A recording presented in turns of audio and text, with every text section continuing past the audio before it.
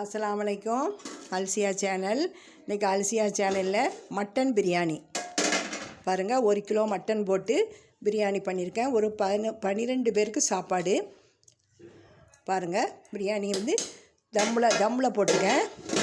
அதுக்கப்புறம் நம்ம வந்து எப்போதும் சொல்லுவோம்ல, மிளகு ஜீரகம் போட்டு கோழி, அது சரியா? மிளகு ஜீரகம் போட்டு கோழி. அதுக்கப்புறம் இப்போ காட்டுறேன். அன்னாசி பழம், முட்டை, வெங்காய பச்சடி, அதுக்கப்புறம் வட்டலப்பம் வச்சுருக்கேன். வட்டலப்பத்தை இனிமேல் தான் கட் பண்ண போகிறேன். இதுதான் அல்சியா சேனலில் டுடே சமையல். இந்த ரெசிபி பிடிச்சிருந்தா லைக் பண்ணுங்கள்.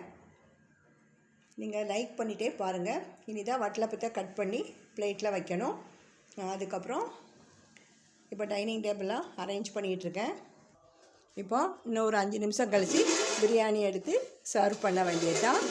நான் வந்து 20 நாள் சமைப்பேன். இதனுடைய சிக்கனுடைய மிளகு ஜீரகம் போட்டு வைக்கிறது ஏற்கனவே என் வீடியோவில் போட்டிருப்பேன்.